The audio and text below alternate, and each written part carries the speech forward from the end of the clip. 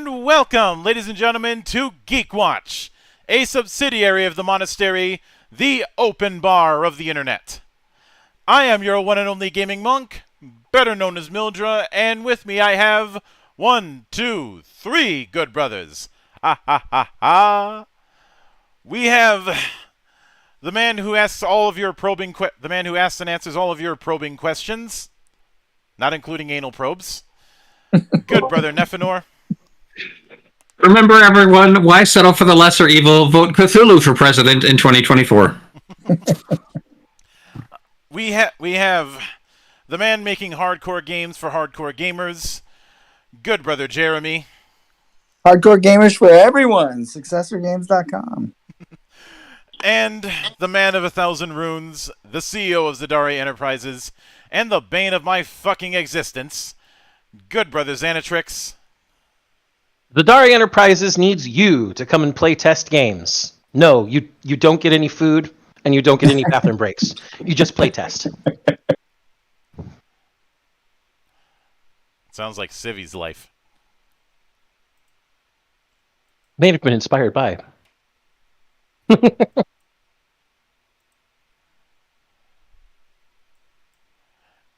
And there are certain pet peeves that we will all have, certain whipping boys, and one particular line that I have heard many times, even before I adopted the mantle of Mildra, is, "Oh, you can use this game to run anything." This always found a new and interesting way to make my blood boil, because it was very clear how ignorant the person saying it was.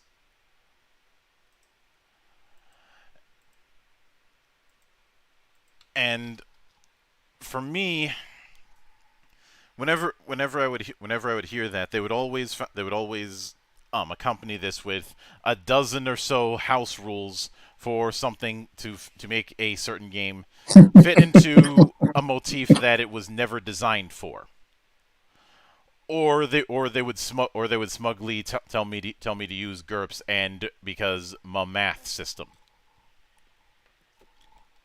which I cringe as much as I do whenever I hear racing game fans talk about physics. Especially physics engines. Like if you've dealt with the people who spend way too much time on iRacing or Assetto Corsa or even some of the Gran Turismo games, or even fucking Forza, you've heard these kind of people. Mm. Especially since they like turning up their noses at people who like simcades. Me, in other words. And me.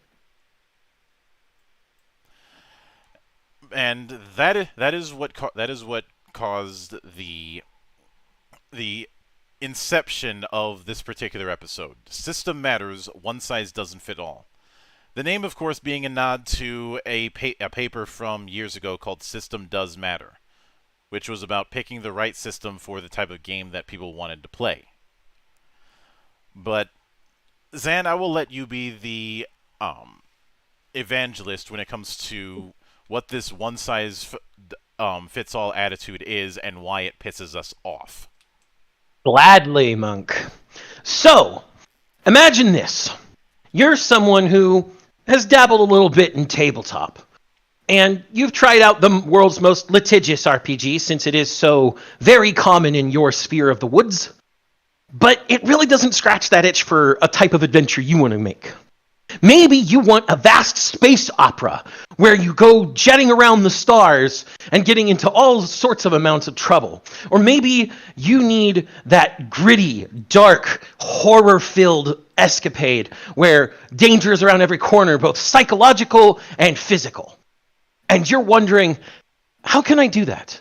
Is there a way I can do that? What sort of games are there to do that? And you ask your buddy, and your buddy's just like, oh yeah, just add this rule and some of this homebrew, and you could totally do that with redacted. That pisses me off viscerally. That pisses Monk off viscerally. The idea that there is one game that all you have to do is swap out a few parts and you could totally do XYZ thing that clearly does not fit the fucking game is ridiculous. And as I said, we've seen this most often with the most litigious role-playing game. But there are others, people who say that for basically any game. On the flip side, you ask the same questions. You're the same person in the scenario, the one who's kind of dabbled into tabletop. You know, you're wondering how you're going to get some of these cool adventures in your head out onto the table, and you realize that what you've already been playing just doesn't fit. So you ask a different friend of yours. Your friend goes, that's easy. Just use GURPS. You'll be fine. Excuse me? That tells me nothing, first of all. Just use GURPS. And second of all, when I then go check the GURPS books, and my head is swimming from all of the goddamn shit that you need to remember. GURPS is a universalist system with all of the pros and cons of a universalist system. There are definitely uses for both suggesting to use a specific system or a universalist system, but in all situations, the consideration must be what is the type of game you are trying to play, and what type of group are you playing it with? These two major considerations must always be made in order to pick the right type of game for the right type of situation. And that is the issue of why system matters, because there is no such thing as a system that fits all game types or groups. Back to you, Monk. Yeah.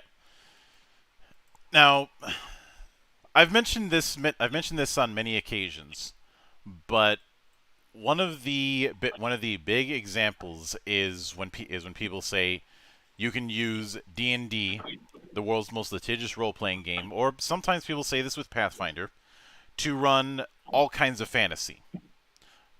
The all kinds and any kind is interchangeable for the purposes of this. I hear both, and the intent is as it being this omni fantasy. What that ends up telling me is that the person arguing that only knows fantasy by way of European pastiche Tolkien. Not Middle-earth specifically, but a pastiche including his stuff. And the problem is once you look into specific regions of the world and the types of fantasy that are born from it, that kind of thinking actively withers. The big example I often use is let's say that given the examples that Zan mentioned, let's consider this. Let's say I'm a massive fucking weeb, which I already am, but I'm especially a fan of samurai films. I have every Kurosawa film that's ever been released.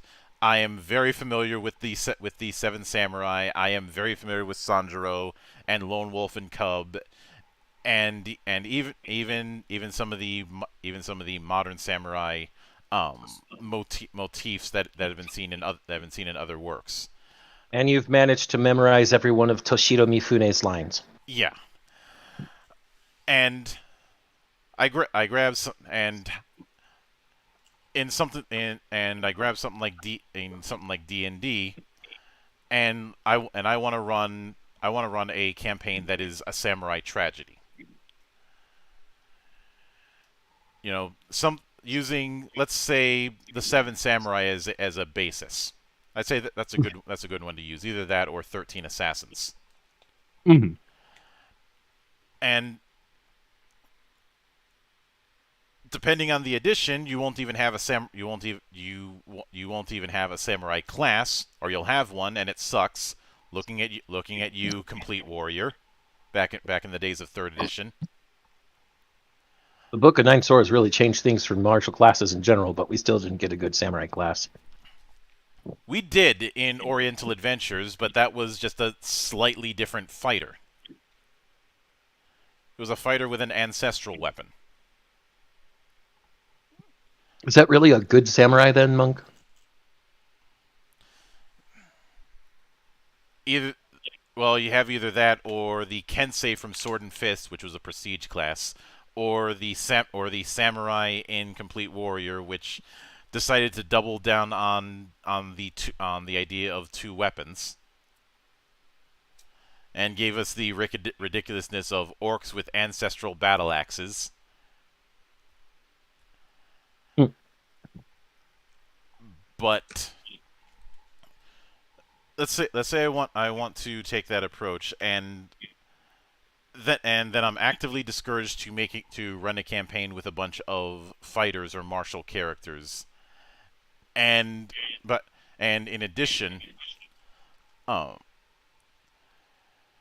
the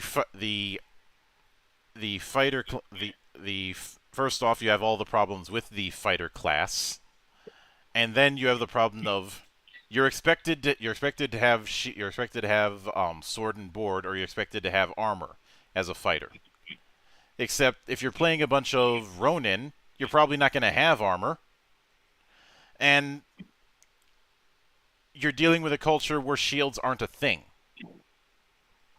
Yep. And some people will say, well, you can account for that in this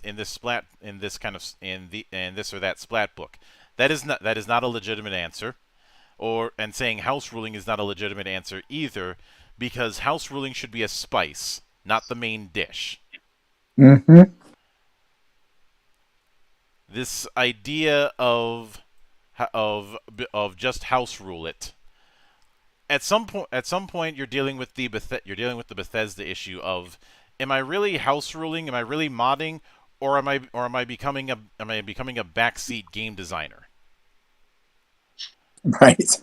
I mean, there have been some very extensive mods that basically are their own games, and I love it. Oh, well, I certainly love them. I certainly love them just as much, and we've covered a few of them where they started out as house rules that became their own thing. But the people did that because that's what they wanted to do. You shouldn't Exactly. have to do that in order to make a game work. Absolutely. The reason why Rifts is my whipping boy, among many, is the amount of house ruling that had to be done in order to make things somewhat work,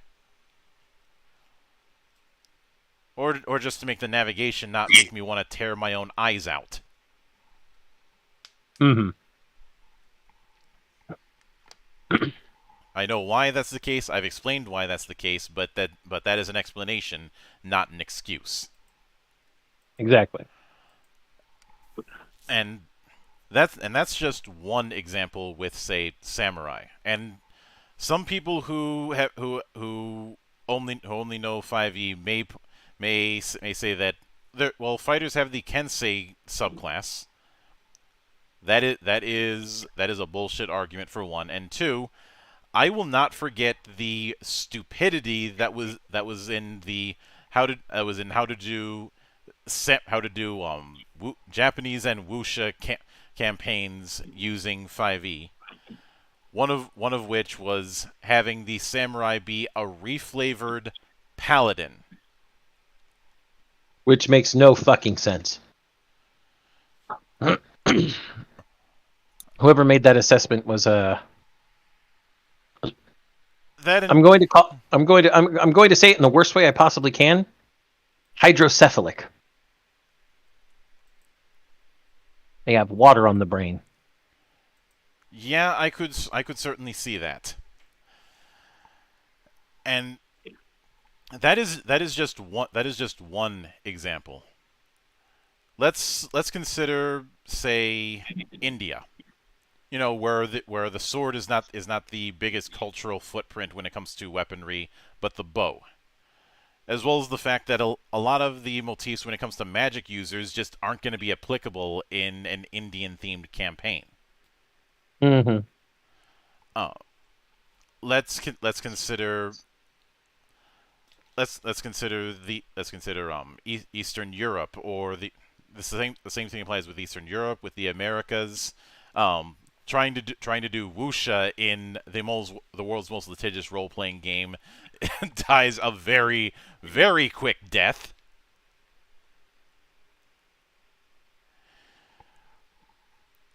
Especially considering the stuff that a baseline wuxia character can do is going to completely outstrip what let's say a D&D fighter or rogue could do. Mhm. Especially since dedicated spell casting isn't the same setup because it's all kung fu. Throwing a fireball would just be seen as another form of kung fu.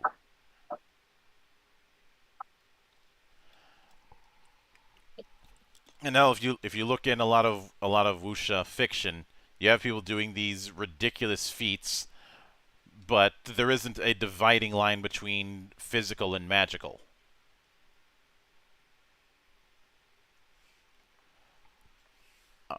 Let's see Zan, what would be a good example of demonstrating that a lot of wuxia heroes aren't gonna be dealing with that physical magical line like you might see in a more Eurocentric type of fantasy?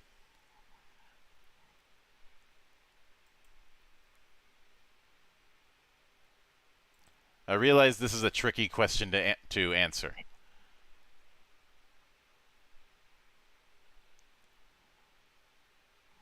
Zan, are you alive? I am.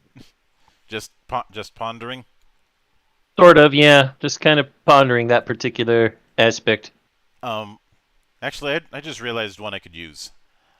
Even though he's ridiculously high-powered when he's seen, Nameless.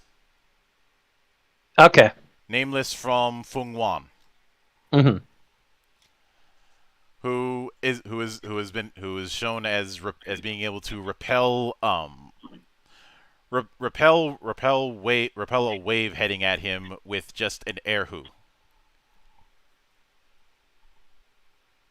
You know, you might want to explain to the audience what an erhu is. An erhu is a string instrument. I'd say not far removed from a violin. Although I think a violin is going to have more strings.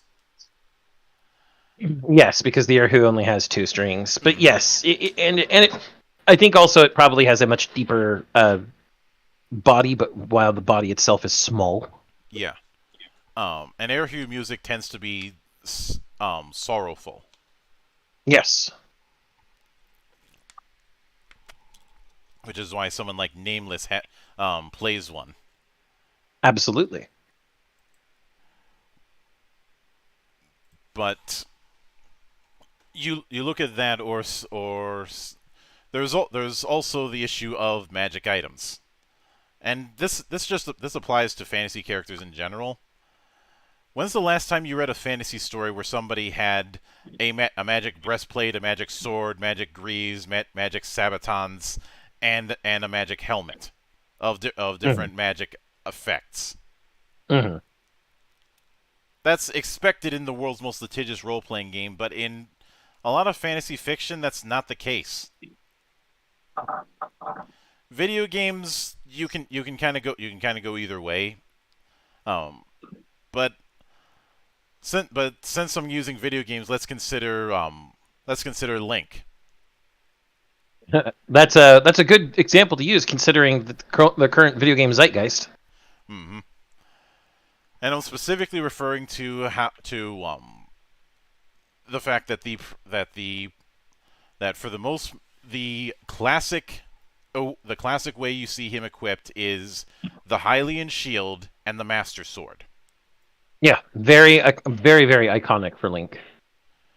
And if we want to get even more iconic, though the most recent games have bucked the trend, he's also usually shown with a green tunic. Mm-hmm. But the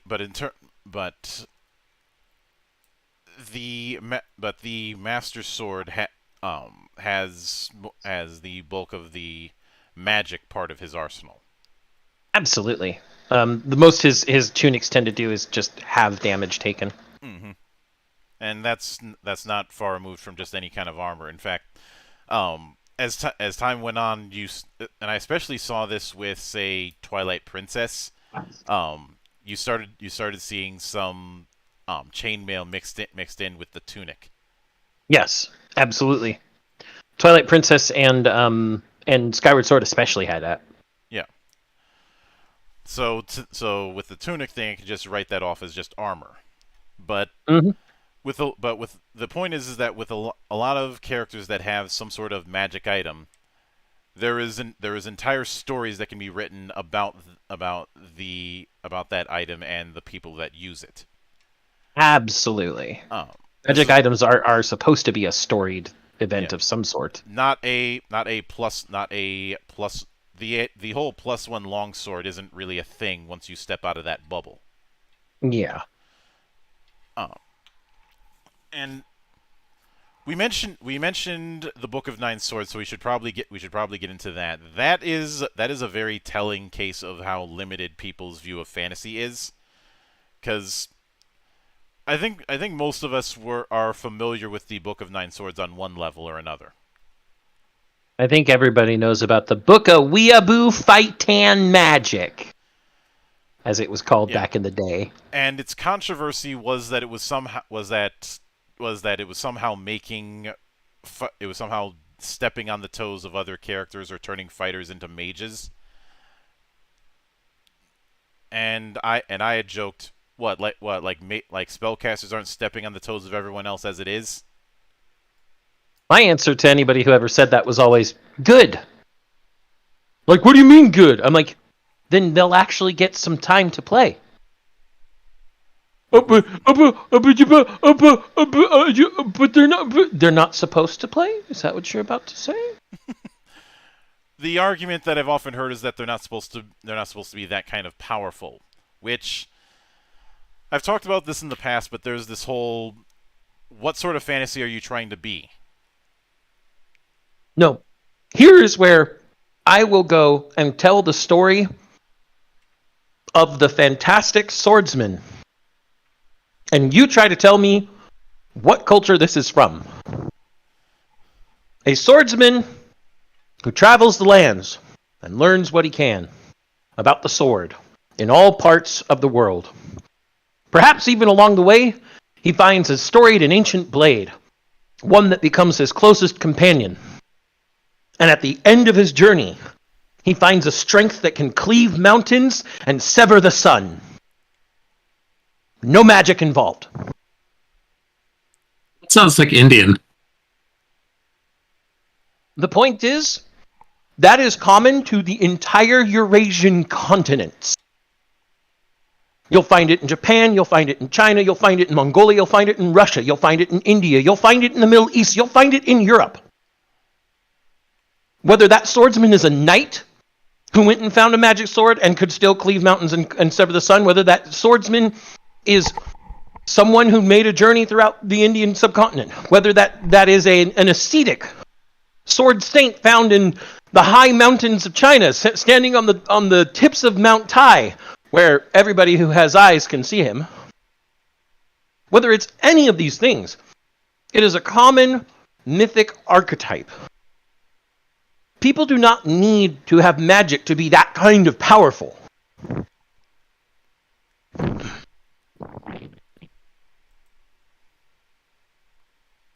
Mm-hmm. And I know some people might say that because of the multiple attacks that you can get as you level up, that you are becoming that kind of powerful. Except multiple attacks is still basic attack. It's lipstick on a pig. You can More dress of the it up, same. Yeah, you can dress it up all you like, but it's still a pig. And now we've talked a bit about that when it comes to the most litigious role-playing game, but let's also consider one of the big things that I really try and harp on is that there are different approaches to genres of storytelling. just like fantasy is not a one-size-fits-all affair, the same thing applies when it comes to science fiction. And you have the harder affairs, you have the pulpy affairs, you have space operas, you have space fantasies, and each of them are going to have different assumptions, because developing these kind of stories is answering a series of questions. And let's just consider the concept of FTL in something like Fading Suns versus Traveler. Mm-hmm.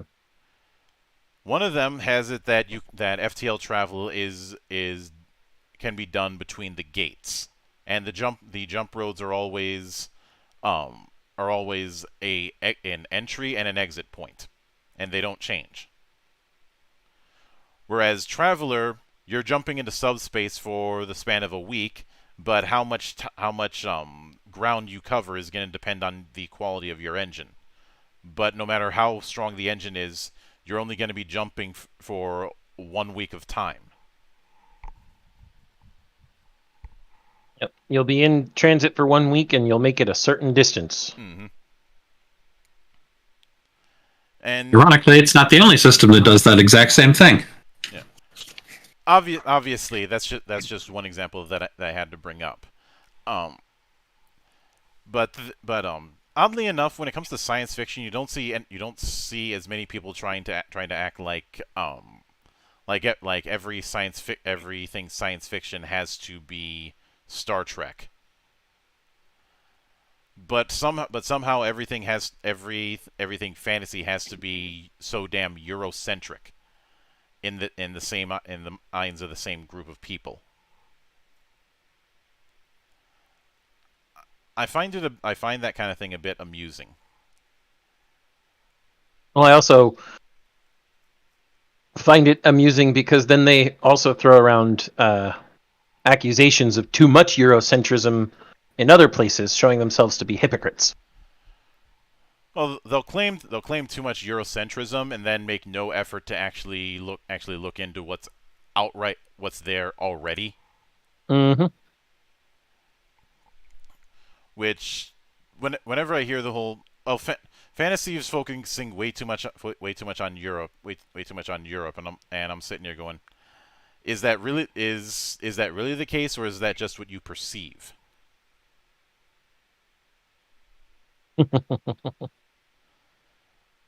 It's usually what's just perceived. Mm-hmm.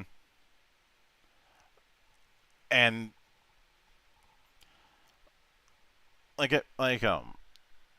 to use one of the big examples that I can always bring up for this kind of thing is Talislanta.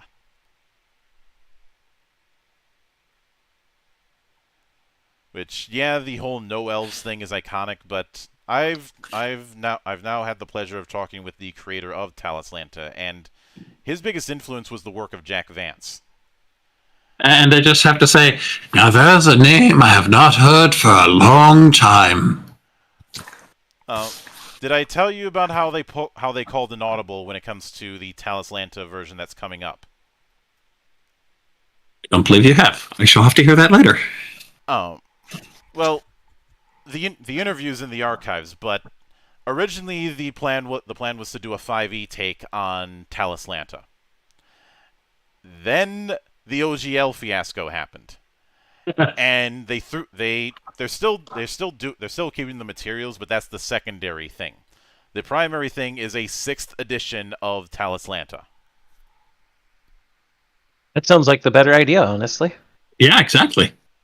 Especially since I honestly think Talislanta its setup is an easier sell to bring people in, because unlike games that call themselves the D20 system, the D20 is the literal only thing you're going to be rolling in Talislanta. Yep. Because, and I think it was stated that the big inspiration was the was the die rolling system that was used in Marvel Phase Rip and more specifically in Conan, TSR Conan.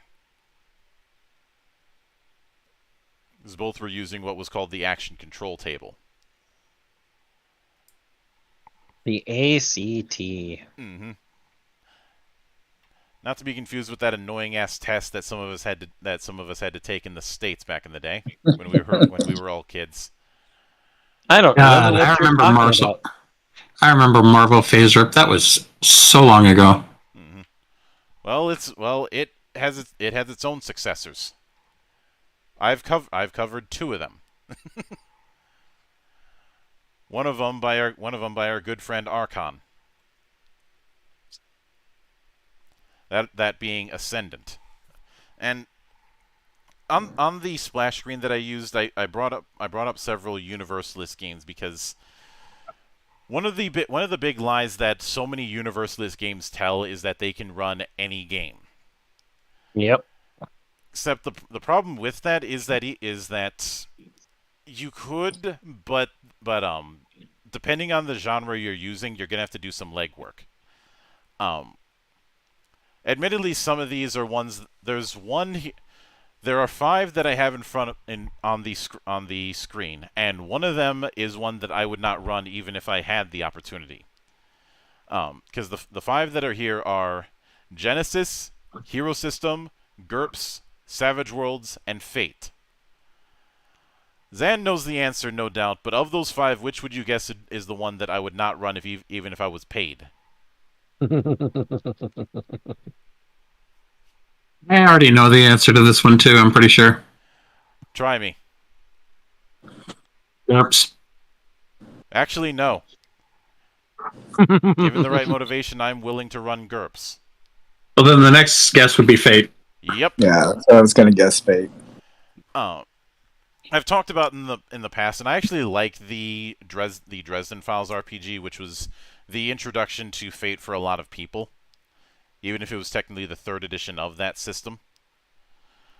And I do like fudge dice, but the problem that I've had, and I do have to put one caveat: Tiancha, you're going into the bubble.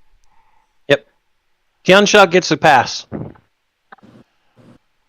Is the relationship between the stunt system and refresh dice at character creation,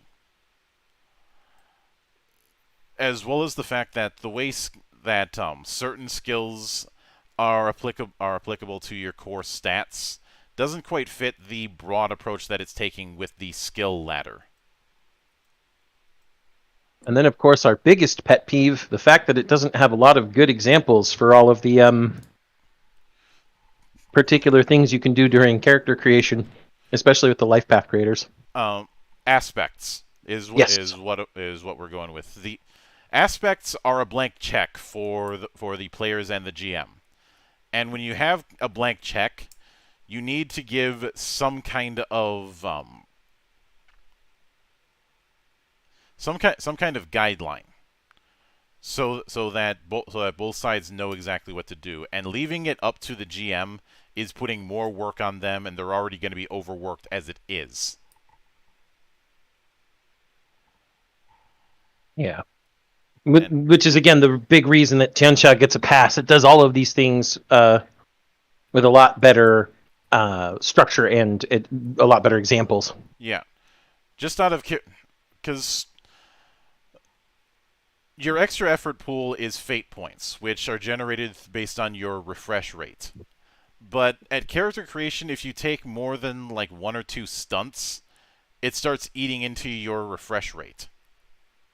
And stunts are the primary means of customization. In terms of customization that's going to have actual mechanical weight.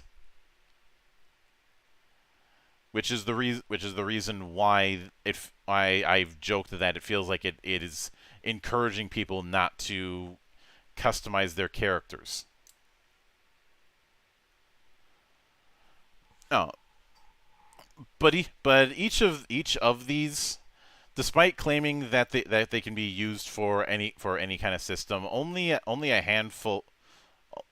Most of them have a lot of caveats or are really suited for certain types of settings over others. Like Savage Worlds would be a very bad idea to run Savage Worlds with a in a hard SF setting that relies on realistic damage.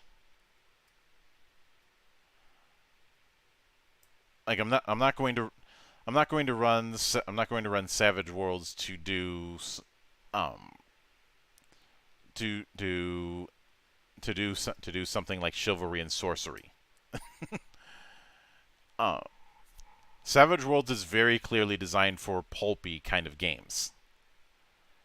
I mean, it's kind of in the tagline that they use in their early days: fast, furious, fun.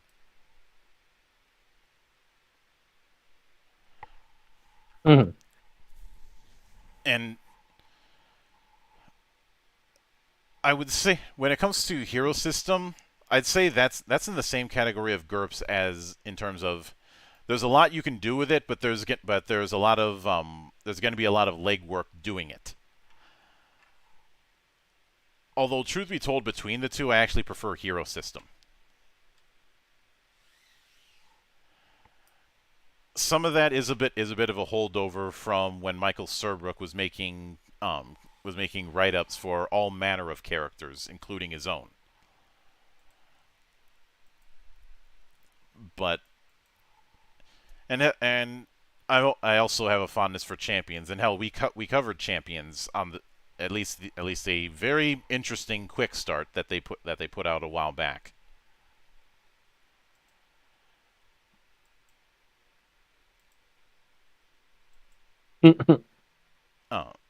Also, I saw what you had mentioned earlier, Neff, about bringing up Nameless from Hero. That can also apply, especially since the fun fact: the graphic novel adaptation of Hero was done by the same guy who did Fung Wan.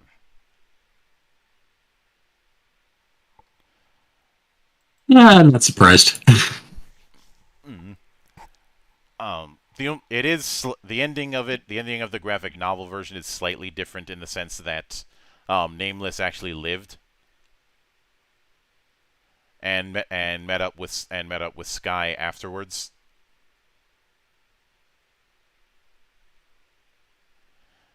Because Sky never does. It's not like Sky got himself killed anyways.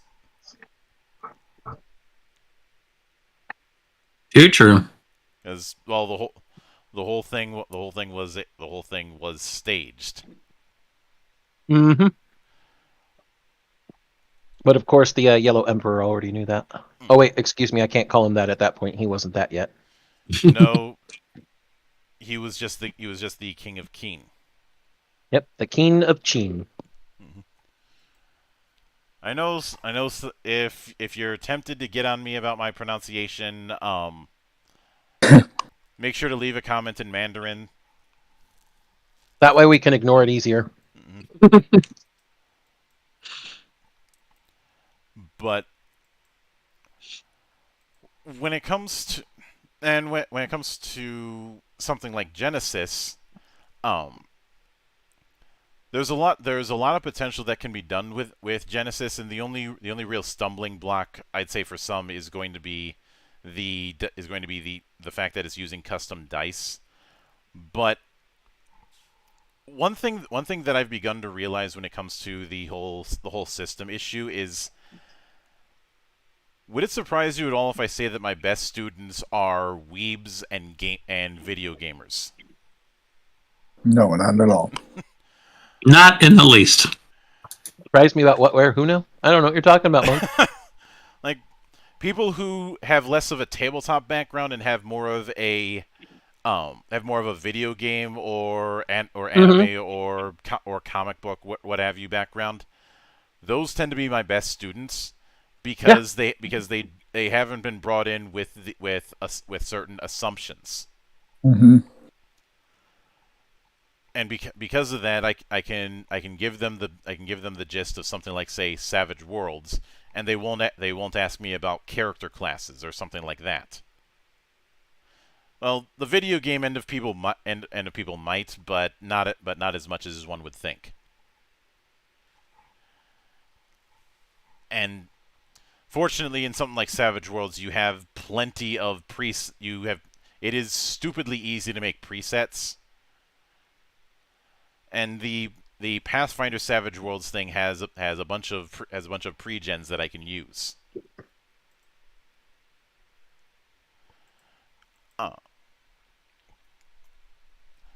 And when it comes to Genesis, well, the big introductory point for a lot of people with Genesis was FFG's Star Wars trilogy. Okay, You know, I can see it. and the one that I used oddly enough, the one that I used the most when it came to that Star Wars trilogy in terms of bringing people in was Edge of the Empire. Of course, when Mandalorian Season 1 came around, it became a lot easier to bring people in with that. Mostly because I didn't have to deal with the annoying question of playing as Jedi. Or Force users in general. Mm-hmm. Can I play a Jedi/Sith? No. I mean, Edge of the Empire has a ability tree for Force sensitives, but it's in the GM section because it's a at your own risk kind of thing. At your own risk, plus a Force sensitive, it does not a Jedi or Sith make. Mm-hmm. Yeah, it's there, but you're gonna have to work to get it. Work to get it, and it's also going to be rather limited compared to what an actual Force user who trains is going to do. Mm-hmm. And Age of Rebellion took the same attitude. You really didn't see full-on Jedi archetypes until Force and Destiny, largely because that was kind of the point. But the big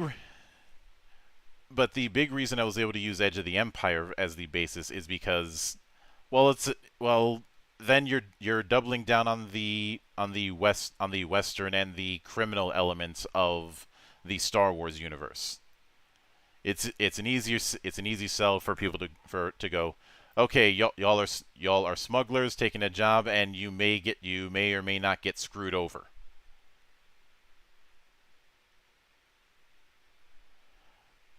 Yep. Sounds like a fun adventure. Let's play. Mm-hmm. In the same vein, obviously people who have a background with superheroes, I have no shortage of options. Though some of them I'm a little bit more willing to use than others, because the big problem when it comes to bringing people in with superhero games is the ridiculous power listings, because of all the stuff that superhero games have to account for. Mm-hmm. Although truth be told, if I'm bringing people in, I usually say, okay, we're going I either tell them that we're going street level or we're going X-Men level. That's as high as it's going.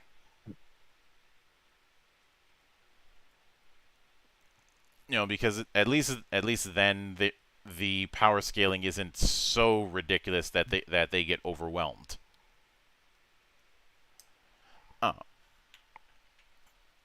Although Wild Talents and Godlike are an interesting case study.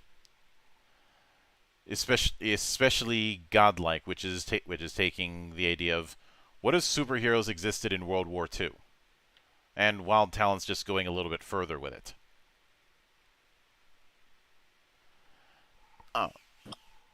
But when it comes to this idea of one size fits all,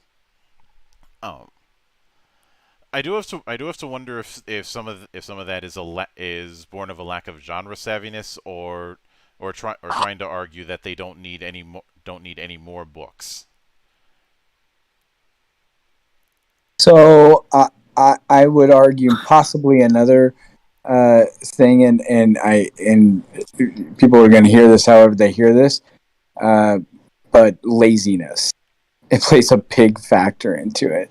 To learn a new system takes effort, and once they've learned something, well, I should just be able to adapt what I already know, and not good, bad, or wrong whether they're lazy or not, but that plays a huge factor. Mm-hmm. Although I was willing to be somewhat sympathetic to that like 25 years ago. I'm a little less inclined to do that nowadays when there are so many fucking tutorials out there. And not only just tutorials, but a lot of games that are made these days are made to be so easy to learn Even that you can. even the crunchy stuff is relatively easy to learn, and it's not like there's an entire day just dedicated to quick starts or anything. Right. I think I do see, where Jeremy's coming from with this. A lot of people do get overwhelmed trying to learn new systems. That's not anything new.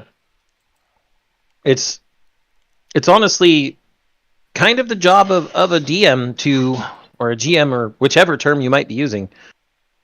Storyteller, tail spinner. Whatever. I see how you put him over. But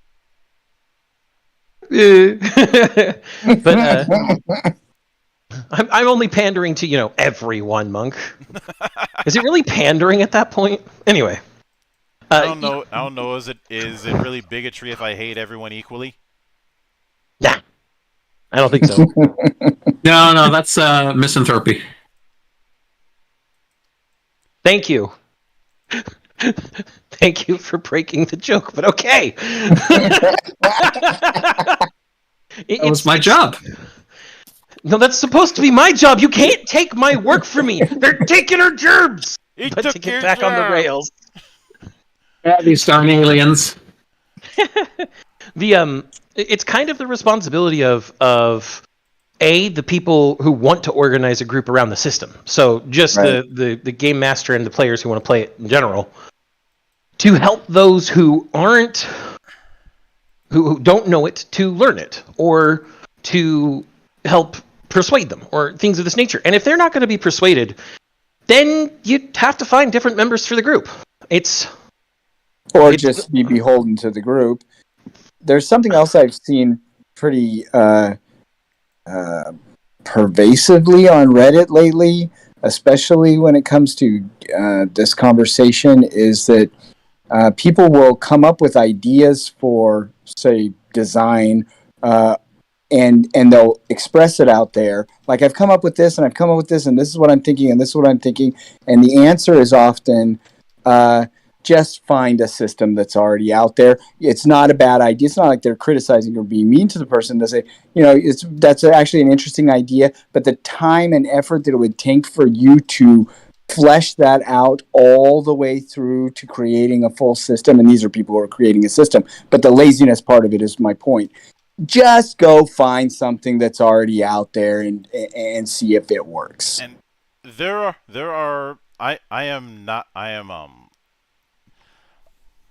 I have heard there is not a single excuse that can be brought up that I have not heard.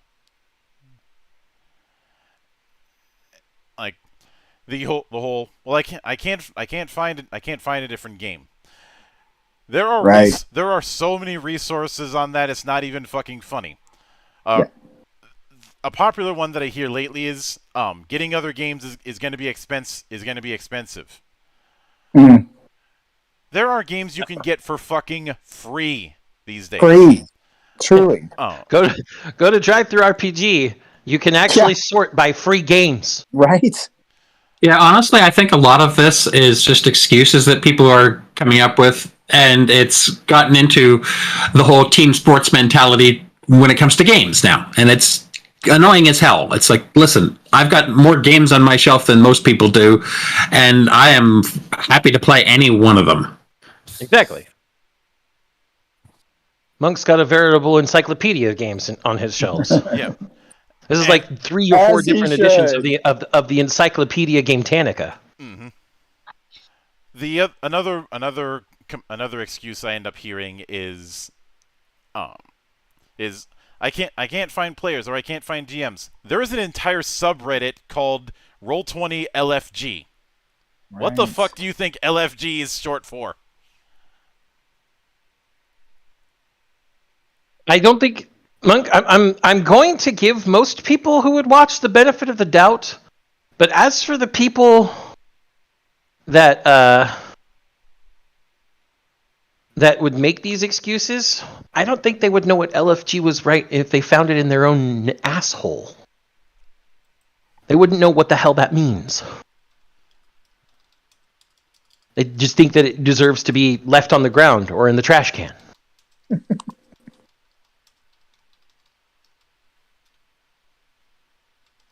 The people making these excuses are people who don't want to change in most cases, in my opinion. Actually, yeah, you're probably dead on that. Most of them don't want to. They found what they like and they don't want to change. Well, there's the factor that you just said. They found what they like, and again, that's not a bad or wrong thing to me. And they've fallen so much in love with the unnameable game that we're talking about that to consider anything else becomes like an affront to their identity.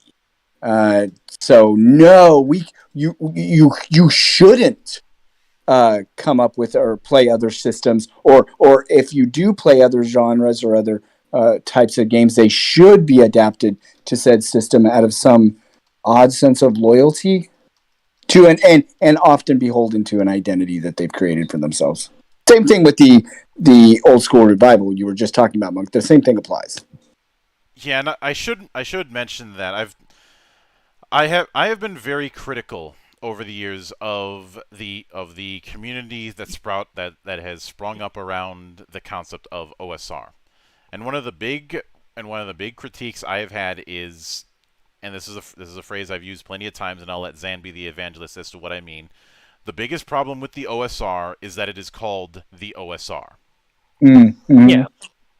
As you stated earlier, it's the fact that the OSR has become an identity, Mm-hmm. and with any identity, you have an in-group preference and a sense of tribalism in more cases than I'd like to count. The OSR also has this tendency to insist that there's nothing better than what they like. Which is why we call them grognards. They're stuck in their nostalgia with no intent in changing. Right. Which if you happen to find something that you like, that's all good. That's good for you. That's all good in the hood. Absolutely. Where I draw the line, however, is when the people who have found that thing that they happen to like, try and act like it is the only thing that matters, or the whole you can use it for anything. To use one example that was brought up to me specifically, I was asked by some weebs years and years ago about how they could run at the time it was Digimon Frontier in D&D's rule set. And I had said, here's the first thing that I would do, not fucking that. If you wanted to run Digimon in D20, you would have to come up with new everything. You'd have to ask the question, what season are you building around? Are you building around something like Tamers? Are you building around something like Frontier, or something that doesn't apply to either? You're going to have to make a shitload of monsters yourself, as well as track how evolution is going to work. You're probably going to have to make a stat setup for both trainers and partners, as well as deal with the fact that you may have to have each player have multiple character sheets unless you're very, very canny about this kind of thing. And you're going, and a lot of the motifs about spell casting, for instance, you're gonna have to throw all that right out the fucking window. The sheer amount of work that you're going to have to do is bordering on asinine, to the point where you may as well just make your own game from scratch. And then of course TG said bet, and we get Digimon Digital Adventures.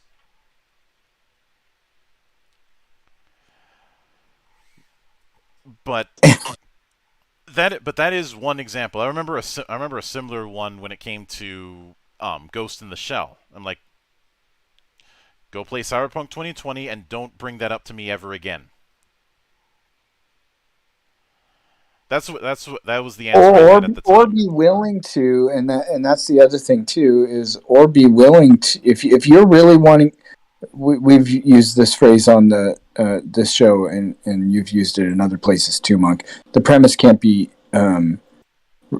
disassociated from the crunch, and vice versa. So why are you trying to force a premise into a certain type of rule set that you're gonna have to essentially create from scratch?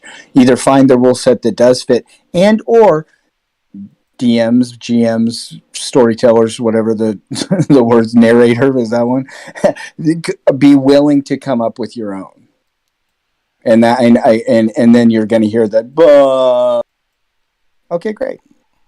If the thing is that have you all heard the phrase "there is no royal road to geometry"? Yep. Mm-mm. The skin. Never. Huh? Never heard that one before. That's new. It technically isn't new, but okay. It's actually quite old. Mm-hmm. New to him, he meant. Yeah. But it's because I can't remember if it was a king or a pharaoh was asking if there was a simpler way for him to get the concept of geometry, and his instructor had said there is no royal road. Yeah. So he was asking for an easier version because, well, he's the king.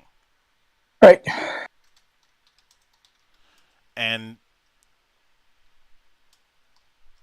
when it comes to this idea of adapting certain RPGs into certain IPs or even certain settings, these are things that you're going to have to acknowledge. And if you want to have that one that you happen to like, you have to deal with both the benefits and the drawbacks of sticking to that one setup. There you go. Also, I was wrong. It was Euclid of Alexandria who had said the concept.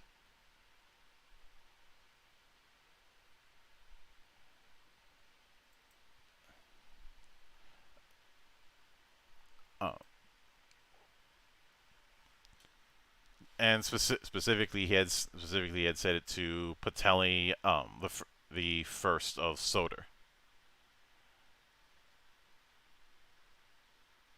Yep. Oh. I think you meant Ptolemy. Yeah. So I can't help but I don't have an overarching concern or anything like that. But what I find sad about the whole thing is what it creates. So I say is a stifling of imagination. Oh, it definitely does. There's so much that this thing called tabletop role playing games provides to the human imagination.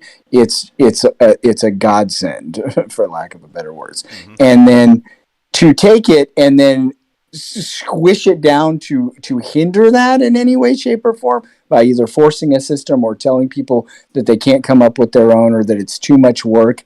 Man, let your imagination run wild. I know what we told anybody. I know what we told anybody who tried to tell us that making a system was a bad idea. Mhm. I distinctly remember raising 2 middle fingers and continuing to do it anyway. Yeah, Seriously. and for one of the big burrs up my ass for years was this idea of allowed and not allowed source materials. Mm. We've talked about that one before. Yeah. How so many tabletop enthusiasts, let's call them, would say you can't put weeb shit in games. Try and stop me, bitch. Not only try and stop me, but do you have any idea how many of the games you can think of out there have weeb shit in them? Have none of you played any of Mike Pondsmith's games? Any of them? The man's a huge weeb. All of his games are full of weebery. Yeah. Also, let me state this outright. If there is one place whose RPG community has been ahead of the curve when it comes to this, it's Brazil. Absolutely. And I'm not saying that hyperbolically.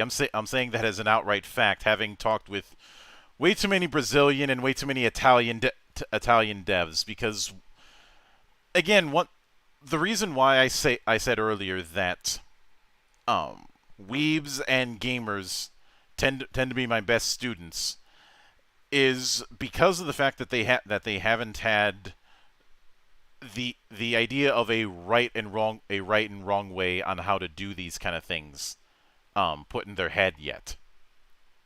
They haven't been given a social preconception as to how tabletop RPG quote unquote should be. Yes, very good. And it shows in their sales. I mean, my printer, when we were going over international sales, the most of your English buying role-playing games are Brazil, all out of Brazil. Like 3D&T is a long-standing entry there, and one that I would love to see translated so I can dive into it deeper. Apparently, some assholes have claimed that I'm too white to know what 3D&T is, and I'm like, motherfucker, I've run alpha. No. Hold on. I have to make the joke now, Monk. All you motherfuckers out there saying he's too white to understand what 3D&T is, motherfucker, he's too black to be white. Fuck off. But does that make me too gay to be straight? Is that we do call the Doku challenge being late and gay, so I mean, do you live in the Bay Area, Jeremy? Oh, thank God, no. Okay, then you're not quite that gay. Yeah, I would have a hard time even seeing you at pride parades. Right. Which but then when there's also the instance when certain games tried to double dip on systems and it ended up going horribly. The big example, of course, is Legend of the Five Rings 2nd Edition for me. What do you mean by double dip? Help me understand. They tried to do two systems at once. Oh. L5R 2nd Edition is in the halls of we don't talk about that because it tried to do the D20 system and roll and keep in the same books. Oh. Like within the same system or as two systems within the same book? Two systems within the same book. How silly. That's silly. Two separate books would have been much better. Right. Why not do that? Well, they kind of did. Oh. There was these. Kinda. There were some books that were solely D20, and there were some books that were trying to do both. Of course, then 3rd edition came along and just dropped D20 entirely and went back to roll and keep exclusively. And L5R was better for it. Oh, that's one thing we haven't quite brought up here in depth, Monk. The over-reliance on the D20 sphere. Yeah, I know some people don't like the D20 as a die because of probability issues.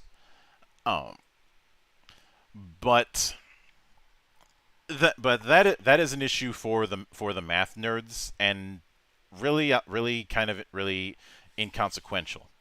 Um, what I do what the issue that I have with the concept of the D20 system is, well, that's not the only die you're going to be using. Yeah, very rarely will a quote D20 system only be using the D20. I just mentioned one that does. Right. Yeah. Talos And good Lanta. on him for being genuine to that. There was an old Marvel one that did too. Remember that one? The one that used the feats? That's Old Marvel. Marvel one. That's Marvel Phase Rip, and that used a percentile die. Oh, okay. Talos Lanta uses a similar system, but uses a D20. And you in something like, say, in something like the D6 system from West End Games. That's the only die you're going to be using. You're only That's going to right. be using D6s, and one of them is separated out as the wild die. But it's still a D6, so Yeah. that's why. It's still a D6. It's just a D6 that can explode. Yeah. Right. That's why I didn't use D20 system, but rather D20 sphere. And I guess I can say that that's like an extension of the just use D&D and add X to it problem. Because I see a lot of people point out that, here's this D20 variant of a thing that you can use for a game, and yeah, that's cool. There are many games within the D20 sphere that cover a lot of different bases. Cool Sure. to use them. But I would argue that the D20 sphere and the systems within it are not always the best systems for the types of games you want to play. And Yeah, no joke. I've mentioned in the past that the best way to experience any edition of the world's most litigious role-playing game is through the third party, because that's where all the really interesting ideas are actually happening. Oh, totally. And the most interesting cases in that have always been the overhauls, the hacks. In the days of, say, third edition, some people would say, are you including Pathfinder in that? No, not really. Pathfinder does not go far enough. The big one that I will always bring up is Fantasy Craft. Yes. Other examples is, if I need a less extreme example, maybe Trailblazer.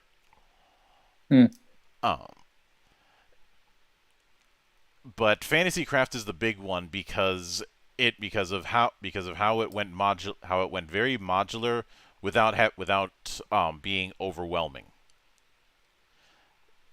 That and fixing one of the big problems I had with feats, which was all of the traps. Picking the wrong feat? Well, it's useless to anything. Whereas the feat system in Fantasy Craft, it's all built around categories, and at worst you have to deal with 3 feat chains. Yep. Honestly, 3's feat system reminds me a lot of League of Legends item buying.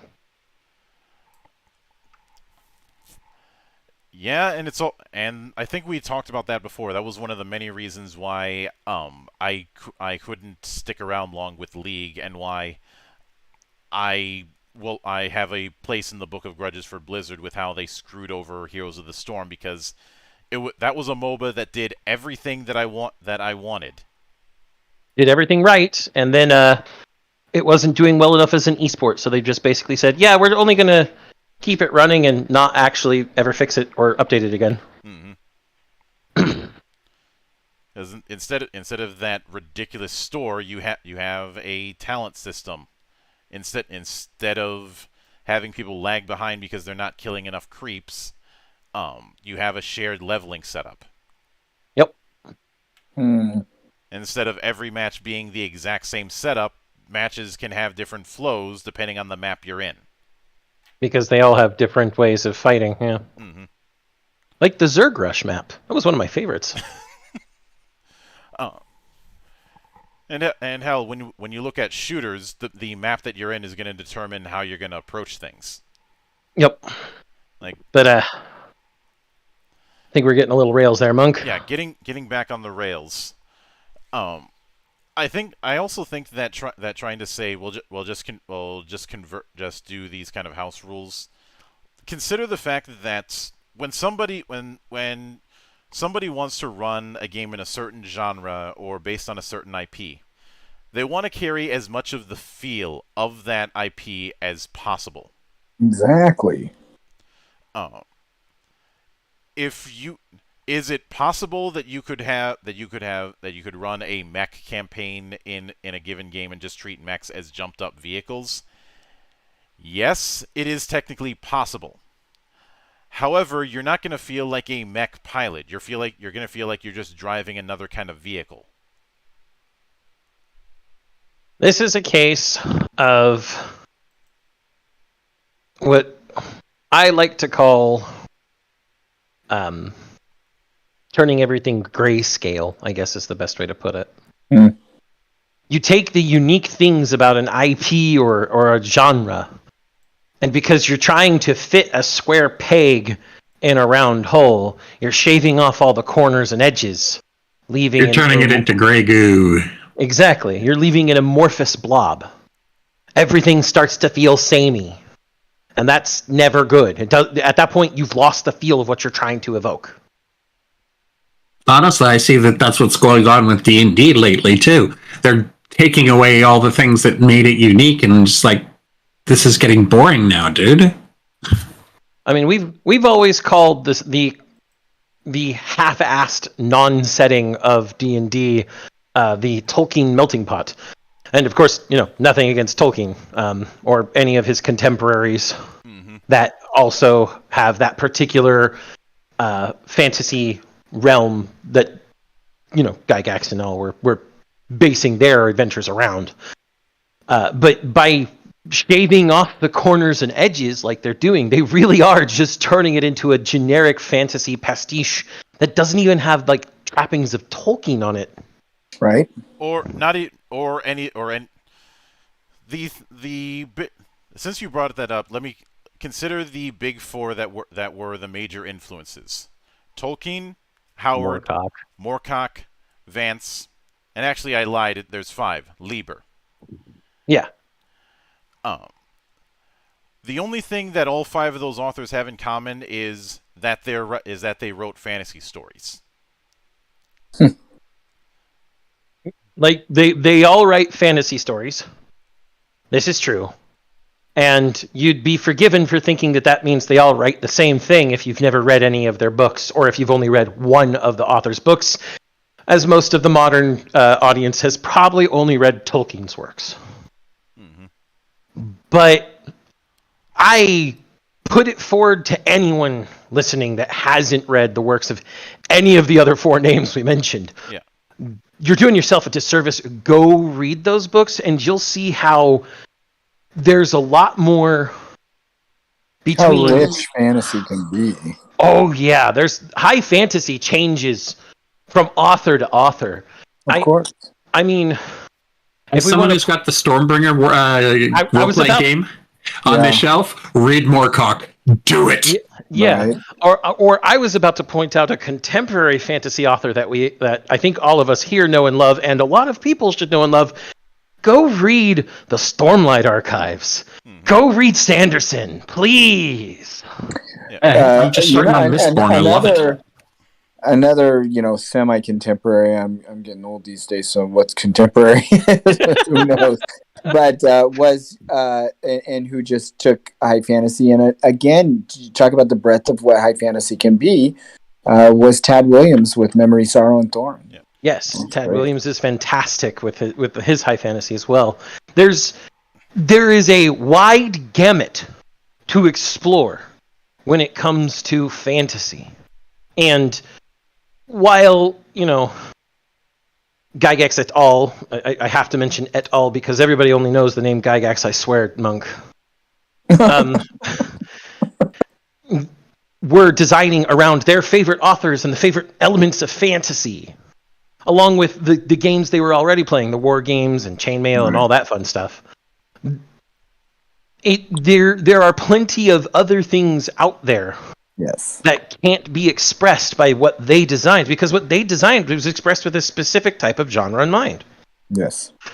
And so, or a specific archetype within the genre, I should say, Okay, yeah, since there it you was go. high fantasy. Yeah, and whenever some people have tried to argue that there was a specific genre in mind with say, the early TSR days. Except there really wasn't. White Box was just a collection of rules. um, Mhm. the BX era was all over the place. I've joked about why there's the insistence on clerics having turn undead all the time. The Mhm. argument I've heard is that they were intended to be vampire hunters, except once again that's a case of you're putting things into a set. You're assuming a setting while trying to have it both ways. Mm.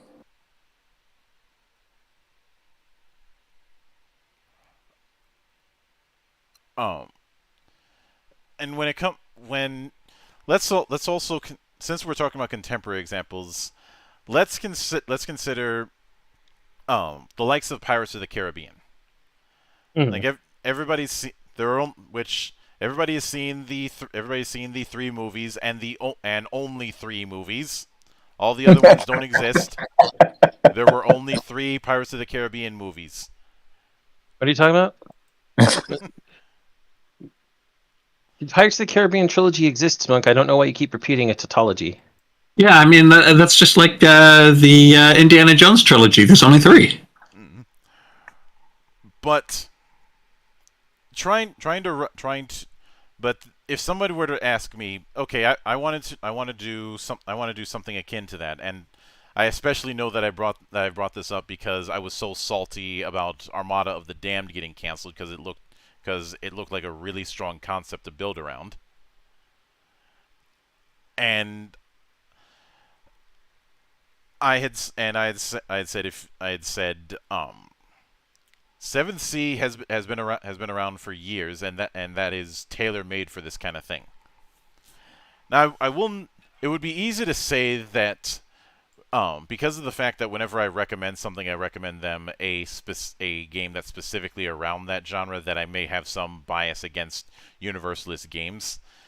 Truth be told, I don't. I will admit that I do lean more towards games trying to built around emulating a specific genre because of the whole specific beats general. But if I'm using the Pirates of the Caribbean case, Savage Worlds is a natural fit. Mm.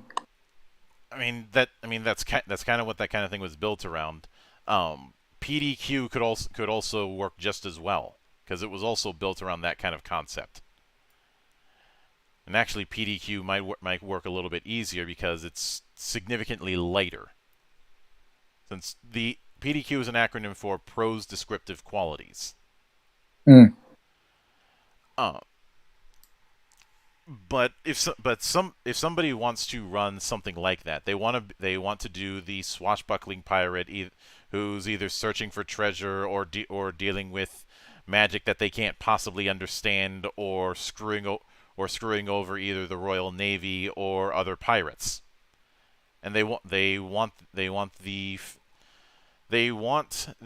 feel of the campaign that they're doing as if they were playing out their version of the movies. Yep. And that is something that you can't really bring in by just saying, take this game and just house rule everything. Mm-hmm. Because if I'm doing a pirate themed game, I'm gonna be drawing on your Jack Sparrows, your Errol Flynns, maybe even your Zorros and your Robin Hoods, your swashbucklers essentially. And look at a fight scene in any of those movies. It's not a static affair. It's a bunch of attacks and parries and using the environment, because everybody does at least one thing with a chandelier in one of those kind of movies. It's gonna happen. Hey, you guys! Chunk going down the Oh. pirate ship and Goonies. Oh God, it's been so long since I've seen that. Yeah. But the point is, if you're not giving that feel, then you're gonna have problems. This is the reason why things like Avatar Legends and the Power Rangers RPG got me so angry. Mm-hmm. Let's not get back into how angry that fucking thing makes us. Mm-hmm. I'm already writing a reconstructed version of the Power Rangers RPG. I have the framework already written out. But I do think the lesson that we mentioned in both of those cases is worth noting here. When doing the whole thing of turning an IP into the tabletop world, it is important to adapt the world where that IP takes place in, not the story itself.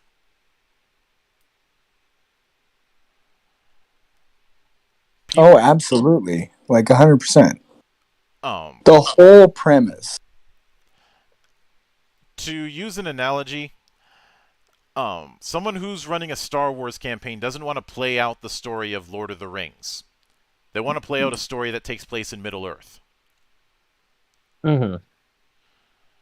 What that I story don't know is. that that's accurate because that's kind of how Planet Bound came to be.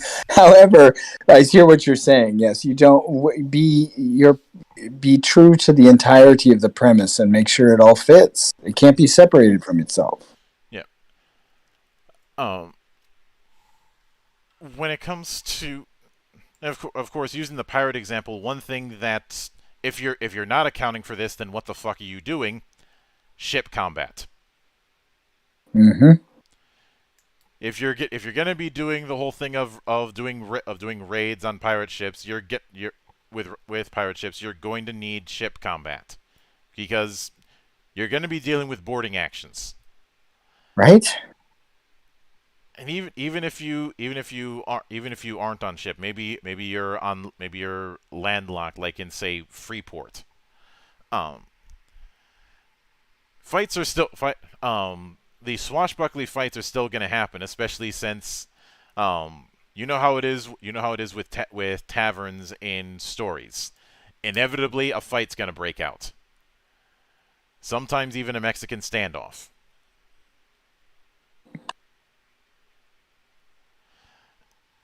And that is the kind of thing that is going to be expected to at least make the attempt of. Yeah. And the more that you have to bring that kind of thing in to get the feel, the more house ruling you have to do. Some games a little bit less than others because they've accounted for this kind of thing, but it is something that has to be considered. This is why the question of how would you run X in tabletop form is never an easy answer for me. Mm-mm. And hell, with since you Well, I mean, look at the care and time you've taken with Final Fantasy. Oh yeah. I suppose another example of this kind of thing is consider let's see, what was it? I had it at the tip of my tongue for a moment, and then I ended up losing it. Oh, now I remember. Since Zan had mentioned Stormlight Archive and Mistborn was also dropped as well. Consider the fact that the Mistborn adventure game is tailor-made for Mistborn itself, and Sanderson did contribute to its development, and he even wrote a few excerpts within the book. but it has a very clear direction as to what kind of game it's trying to do. And even though it has the magic systems within it, it's not like it's assuming that you're going to be a misting or a mistborn.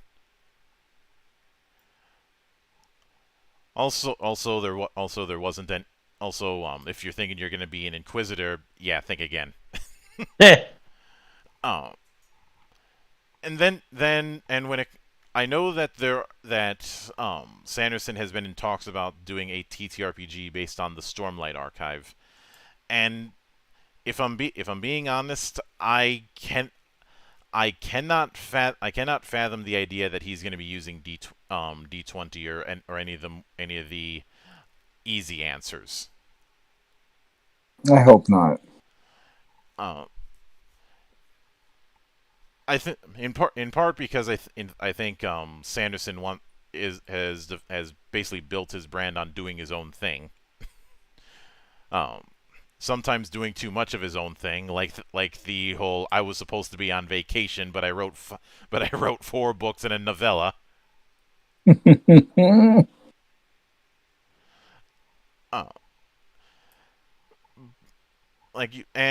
I think he would also be well aware that trying to do just the Knights Radiant or just Surge Binding within the world's most litigious role-playing game, or even a Universalist game, is going to create a lot of problems.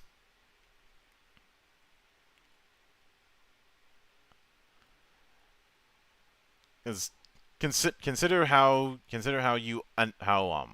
say the oaths that allow someone to utilize those powers as a Knight Radiant. Mm-hmm. How would you even put that in? How would you even put that in when you have to account for a leveling system? That's a good question. And just Uh, go ahead. I've got another good example. TSR or Wizards failed attempt at Call of Cthulhu D20. How the hell are you going to give stats to things that you should not be able to kill?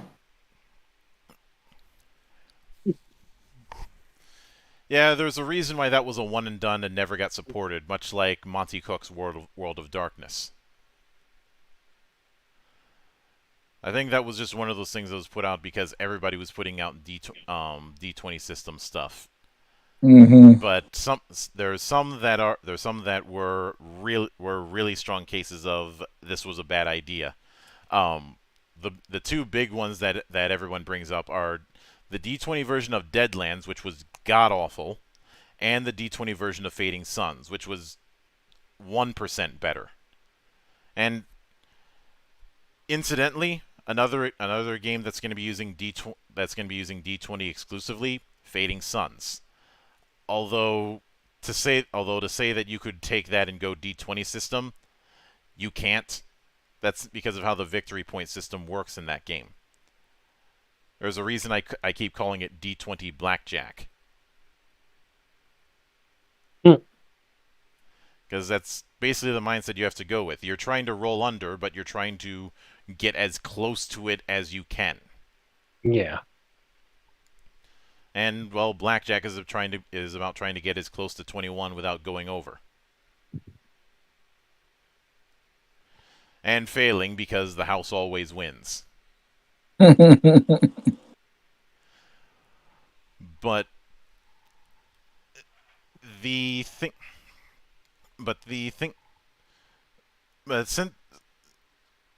since you brought up and actually the D20 Call of Cthulhu, that wasn't TSR, that was Wizards of the Coast. Yeah, that's why I corrected myself after that. I realized, oh yeah, that was Wizards. However, there is one fuck up from TSR that I can bring up in terms of this idea. That being the Indiana Jones TSR game. Ooh. There was an Indiana Jones TSR game? Oh God, please don't remind me of that. If we have to suffer, so do you. I already suffered enough with it. Doesn't matter. We have such sights to show you. Yeah, but where we're going, we don't need eyes.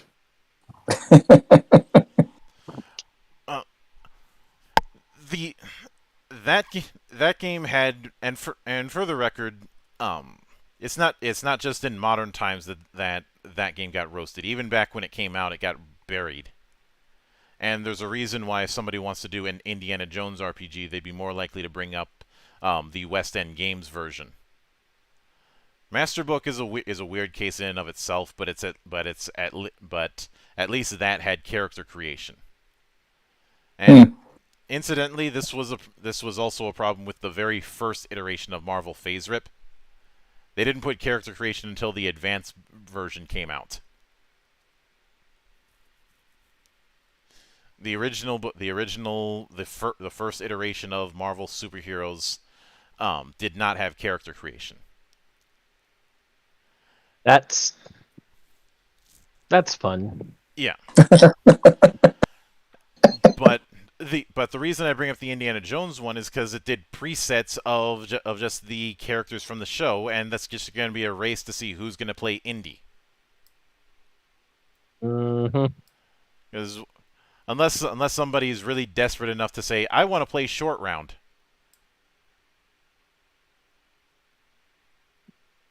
You go and Dr. Jones! But even with all of that, again it goes back to the whole are you trying to play the story of the IP or the world the IP takes place in. We had this problem with Avatar Legends. It was billing itself way too much on playing the story of Avatar. And I'd say if somebody told me that they want to run a James Bond style game, I'd say, okay, the first thing you're gonna have to do is figure out how you're going to avoid people wanting to be 007. The obvious answer is you're all 00 agents, but there's that issue of adapting something where you have the lone hero archetype. Yep. Can't really do that. But because of the fact that there are other 00 designations and it is essentially a code name, that's at least a little bit easier to work with. Although when it comes to spy fiction that I've used for campaign settings, oddly enough, I've used Mission Impossible as my premise more than James Bond.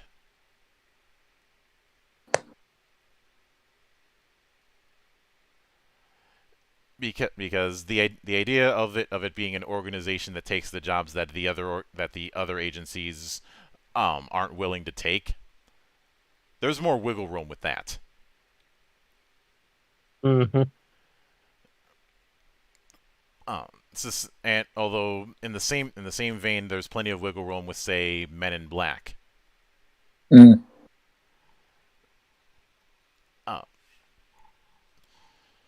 Or I would say XCOM as well, but I'm a little bit less inclined to do something like XCOM because of my traumatic experience with the Long War. That, and although I guarantee if I run an XCOM like, I will have actual honest odds. Monk, you know that isn't true because somehow, some way, the XCOM will infect it with its. I'm sorry, but it's not true XCOM if the odds aren't wrong. I'm not saying that it isn't true XCOM if the odds aren't wrong. I'm saying that somehow, some way, something with the name XCOM on it always infects whatever it's in with bad odds. It's a curse. No, it is XCOM if it has that. That's the point. The two are intrinsically linked. As you said, you can't break the system, or you can't break the theme from the system. And in this case, the broken odds are XCOM's theme. You gotcha. I hate. I don't know. That's getting dangerously close to designed by gospel, Neff. Are you sure you want to crawl up that fucking hill and die on it? Because I'm pretty sure Monk and I have artillery strikes on that hill. Yeah. But when it comes to now, one particular system that I was gonna put on the graphic, but I was gonna have to put on the graphic, but I didn't have enough room, was Powered by the Apocalypse. There is a lot of stuff that can be done with that system. The problem is because the the playbook system that it has as its design ethos is a double-edged sword.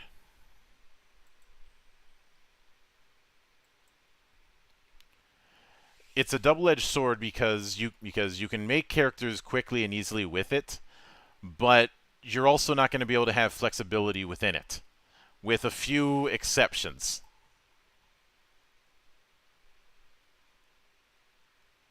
Okay. And for example, I remember running Worldwide Wrestling, which is a wrestling-themed spin on Powered by the Apocalypse. And one of the characters that I wanted to run with it was somebody who was a character who was a mix of elements, which kind of a halfway point between a high flyer and a technician. Worldwide Wrestling did not allow me to do that. I had to pick one or the other. And the problem with that is, you look at the pro wrestling scene and you're going to see a whole lot of people that are in that exact kind of category. Just having that mix of elements, especially the people who go jumping around countries. Like you're going to see people who do a bit of brawling, do a bit of lucha, do a bit of technical, and emphasize some more than others depending on what territory they're in.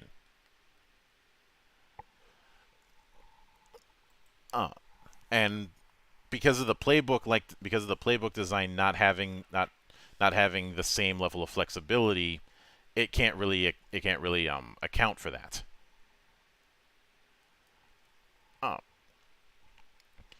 Or I remember finding a Persona themed one, but if you wanted to do the Magician Arcana, you had to use Zeo spells, i.e. lightning spells.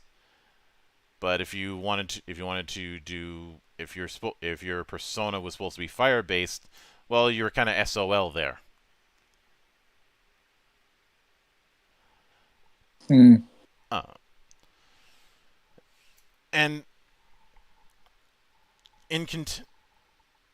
even with all of that,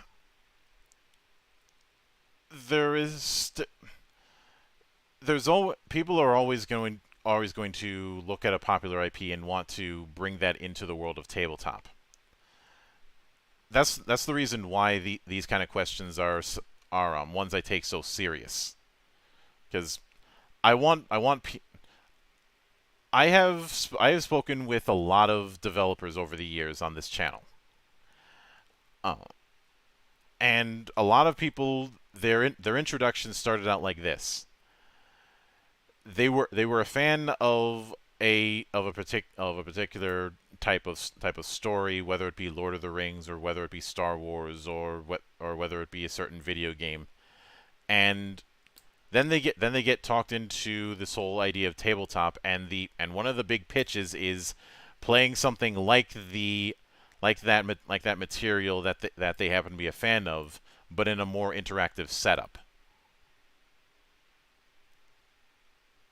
Yeah. And I think that's how a lot of people start. Obviously, not everybody started that way, and some people did the whole role-playing game thing in complete isolation. Mm-hmm. But it is a pattern that does happen.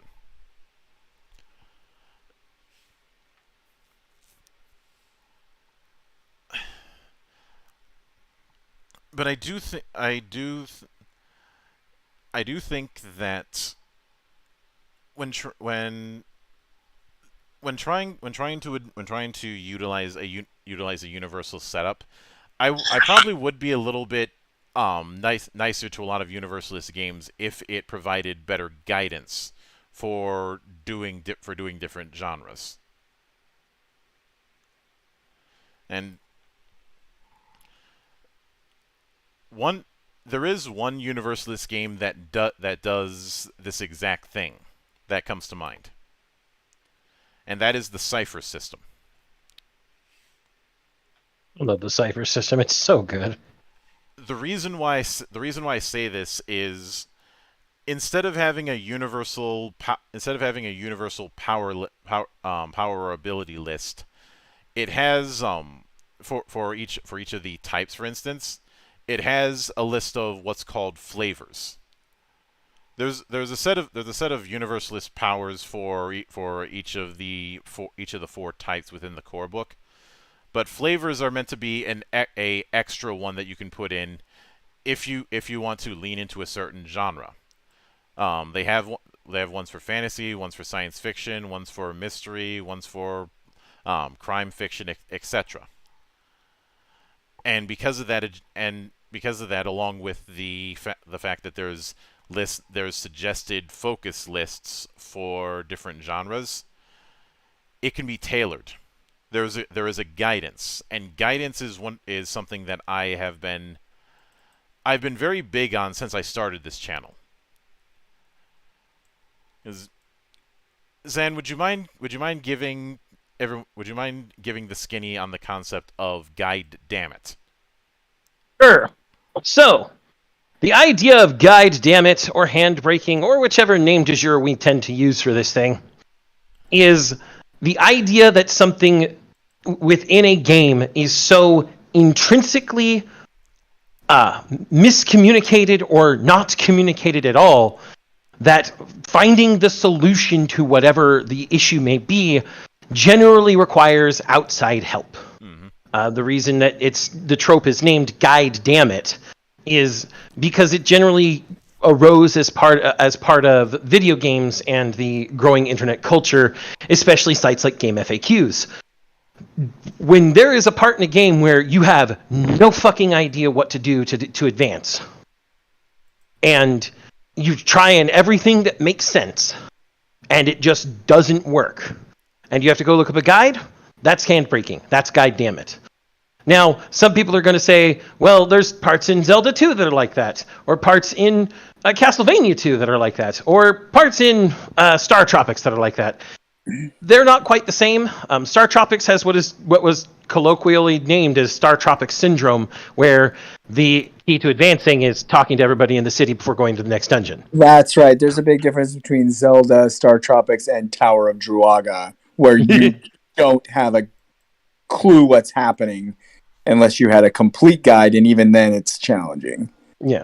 Whereas things with like Zelda 2 or especially Castlevania 2, crouching at a cliff with a very specific item, that's more moon logic because of the fact that there were translation issues or character issues more often because of the fact that, Japanese characters can be whole words, whereas in English, each character is just a symbol of a sound.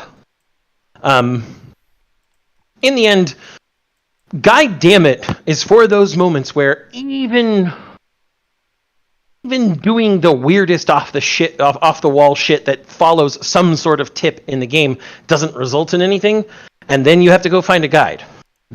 Guide Dammit. Basically. So yeah, I think that this happens actually in role-playing games more, and it happens all over in role-playing games, but it often happens in indie role-playing games where the developer just doesn't have the wherewithal or the drive, or ambition to take the time to be a true guide to the audience who's reading their stuff. Yeah. This is something that I'd say this particular lack of guidance thing applies just as much to the bigger and the smaller names. Sure. Many of them have particular traps or particular false choice that we've talked about over the years. And when it comes to this idea of you can just use GURPS, the problem is the stuff that you're supposed to do in order to emulate a certain setting is not going to be intrinsic. It's going to be something that you're only going to get through enough experience with its system. Which is the reason why the whole you can use GURPS for everything ends up falling flat, because a lot of people arguing that are people who have a privileged position, for lack of a better term. Like they're GURPS veterans who know the ins and outs of the system and know how to make it work within that. But somebody who is outside of GURPS probably doesn't. Yeah. They're probably going to look at all of the advantage disadvantage setup and all the min max that can happen and get a little bit overwhelmed. I'm not familiar enough with Savage Worlds to know better, but I see it all the time, like questions about this, that, and the other thing, and those quote guides that you're talking about, leading people like, oh, you just here, and there's the solution. I'm like, wow, it wasn't that easy to find that solution? Mm-hmm. And is it possible that I could run? I remember trying to stat out Conan in GURPS, and I ran out of space on the sheet. And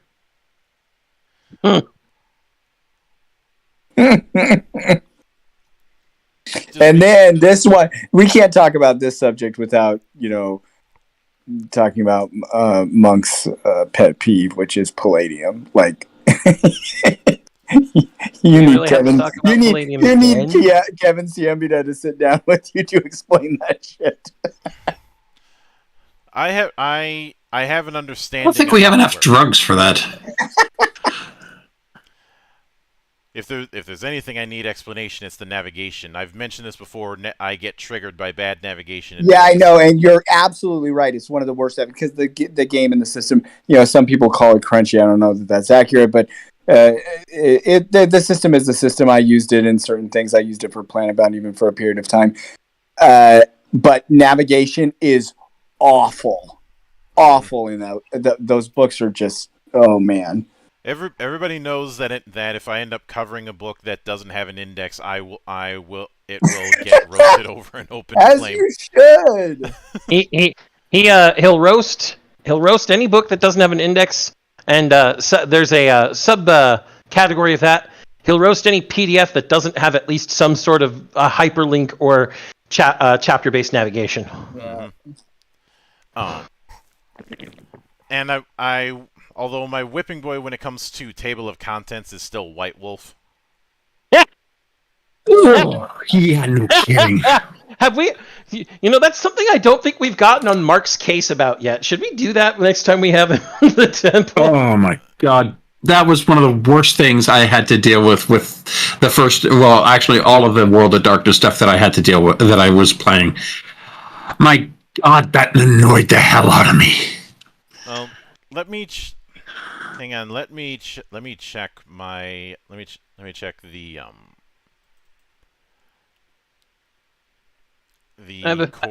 core book for Fang Knight. Not for Fang Knight, but because obviously that's not out yet. But Vampire. True. Oh. I should have a vampire book in here as well. So yeah, even Vampire the Masquerade just listed the chapters and none of the material in it. And so, although it did have an index, so he is spared from that wrath. Yep. So I'm looking at everyone's favorite game that fucks up everything in the White Wolf series. Mage. Mage the Ascension. I sure liked that. Mage the Ascension, this is the second edition book, has book with the chapters with no real breakdown. Yeah. Mm. Even the first, going all the way back to the first printing, it had this issue. Yep. And then there's, I should find out if I still have my Mage 20th book somewhere. I do somewhere. I can't remember if the 20th anniversary editions had better or not. Let's. I had a feeling they didn't. Actually, it seems it has somewhat of a better approach. Here's my Vampire 20th. Yeah, the 20th anniversary versions didn't have that problem. At least not as much. I mean, the table of contents still just says Book 1, Chapter 1, A World of Darkness, Chapter 2, Sects and Clans. Well, I'm looking at the Mage 20th. On the table of contents, we have Prelude, Introduction, The Art of Change, An Intimate Epic, What is a Mage, Horror and Hope in a World of Darkness, the various edition of Mage, Future Fates, How to Use This Book, Lexicons, Common Terminology, Tradition Terminology, Technomatic Terminology, and that's before the Book 1 section. So for Mage 20th, it's all right. Because here's Vampire 20th. Book 1, The Riddle. Introduction. Chapter 1, A World of Darkness. Chapter 2, Sects and Clans. Book 2, The Becoming. Chapter 3, Characters and Traits. Chapter 4, Disciplines. Chapter 5, Rules. Chapter 6, Systems and Drama. Chapter 7, Morality. Book 3, The Permutations. Chapter 8, Storytelling. Chapter 9, The Others. Chapter 10, Bloodlines. And Appendix. Is there no fucking what? Oh no. Tell me that there's the appendix. Oh, I see it now, and yeah, somebody. I don't think there's an index in Vampire the Masquerade 20th edition, Monk. Wow. No, there is. No, there is. I found it. I found it. It's just at the end of the appendix and not listed in the table of contents. Why is the index not listed in the table of contents? There is an index. Yeah. So it's only saved from half of our wrath. I'll only kick its ass a little bit. I will give it some good. There's a good thing here though, Monk. At least the table of contents has a hyperlink on the page numbers to take you to that page. Now, I haven't checked any of the other pages because I'm not here to go, pedantically into all the small details to see if there's hyperlinks everywhere, but that leads me to believe that there's probably some hyperlink navigation in the PDF. Mm-hmm. Yeah. Now, when it comes to the different systems out there, one of the key things that I always tell people is there's a huge variety of materials out there for just about anything and everything, and I have for the longest time wanted to do a video series covering different IPs and what systems I would use to adapt them. We did a whole thing on Dark Souls and the right and wrong ways to do it. Yeah. And I still maintain that Sword World would make a very good Dark Souls. I've heard that the Japanese Elden Ring TTRPG is coming out soon, but I never got a chance to read the Dark Souls TTRPG, so I'm not going to comment too much on that. Though I've heard from some people it isn't very good. Mm. Some people when I asked for people to explain how it works, they said it's a D6 based system. I'm like, that tells me nothing, you fuck. Right? Yeah. What? Like, I hate when people tell you the type of system it is. Well, as like that's going to explain the whole game to me. It's much worse than that in this case. the majority of Japanese tabletop uses D6. Oh, Yes. really? Oh, my gosh. Yes. The majority of Japanese tabletop uses D6 because for the longest time they didn't have polyhedrals over there.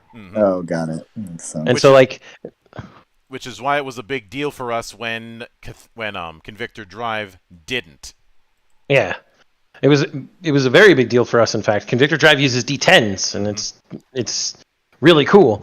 But I think, probably one of the biggest reasons that most of the TTRPG scene in Japan uses D6s is Sword World. Sword World there, for anyone who has heard it from us before, you already know this about Sword World, but for anyone who hasn't, Sword World in Japan is so Japan and Sword World are to the US and D&D. Or It is- Germany That's and the Dark unsurprising. Eye. Exactly. It's the biggest name in RPGs in all of Japan. As far as homegrown ones go. Yes. As far as foreign ones go, the big one is Call of Cthulhu. Yes. They love Call of Cthulhu in Japan. They absolutely do. It's not just Call of Cthulhu. I mean, hell, they've even got mythos stuff in anime. So, I mean- speaking of all-encompassing systems, has anybody taken a look at the basic system that Chaosium just put out? It's Not just that's been up for a while. yeah. Well, I mean, relatively recently. I have looked a little bit into it. It just seems like a refinement of basic role playing as is. Yeah. It's Taking a lot of the stuff from the original basic role playing and then adapting what they did with Call of Cthulhu 7th edition, which was make it a little more universal in some areas. Okay. What I did find interesting with it is what it was published under. It's published under the Orc license, Right. Yes. which Zan and I did a stream not too long ago covering the draft version of the Orc license, Yep. and there's a lot of material that we find very interesting within it. Yep. Jeremy was there in the peanut gallery Yes. having a nice discussion with us. Yeah. I remember that. Love you, Zan. Love you too. But even basic role playing, there's some things it's going to do pretty well, and there's some things it's not going to do well. And I don't think Chaosium even claims that it can be used for everything. So No, they do the smart thing and say that it's a very flexible system. But Oh yeah. things like supers, it cannot do well in my opinion, and that's largely because basic role playing is heavily dependent on not class systems, but its skill system. Yeah. It's very much designed around normal powered people. Got it. I'd like to say it's built around normal powered people, but keep in mind basic role playing is a descendant of RuneQuest.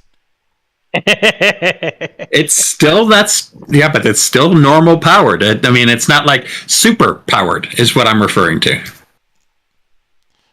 Supers is one thing that it's not going to be all that good at. Yeah. There was an attempt to do mecha a few years ago, and it works, but it is a bit of a stretch. And in the same vein, I'm not going to be running a high-powered superhero campaign with, say, Gumshoe. Yes, there is technically a super's setting for Gumshoe, but that particular setting is let's see where is Mutant City Blues. But even with that, when I think of the settings that you would use to run something like Gumshoe, anything that is going to be heavily dependent on exploration is what you're going to be using. Mm-hmm. But I think we've explored quite a lot with this particular subject, Monk. Do you think we've got a coda for all this? I would say the coda is whatever you're planning to run, do the damn research so that the experience is carried over to the players. If they are fans, if they happen to be fans of, let's say, fuck it, Demon Slayer, don't have them running the world's most litigious game, because they're not going to get the same feeling. Yeah, there's no way you're going to get Demon Slayer from D&D. Fuck. Do not feel like they have to be forced into that kind of thinking, because a conflict will be inevitable with that. Instead, use the resources that are out there. Ask around. Somebody else has probably asked the question of how do you adapt Demon Slayer in this instance into tabletop. So you probably don't even have to ask it yourself. Somebody's probably beaten you to the punch on any number of forums. And do not assume that the one game that you have can do everything. It might be able to do a good amount of things. It might even be able to do a lot of things, but it will not be able to do everything. There's no game in all of TTRPG that can do everything, and it's just like there's.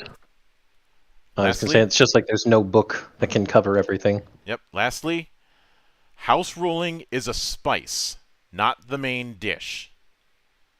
Yeah. If you have to house rule so extensively that it might as well be a new game, it's probably better just to make a new game. Mm-hmm. Yeah, don't be afraid to either. I mean, good brother Tanner knows all about that, right? way too many people that I care to admit know that all too well. Good brother Jeremy knows all about that. Mm-hmm. I'd also be remiss if I didn't bring up Derek and Kira. Of course. Because their nice. stuff is using 5e's base framework, but I would hesitate to call that 5e compatible.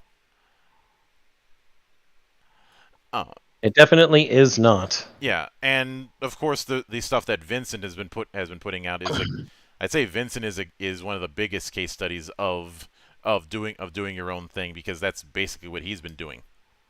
Yep. For like 13 years.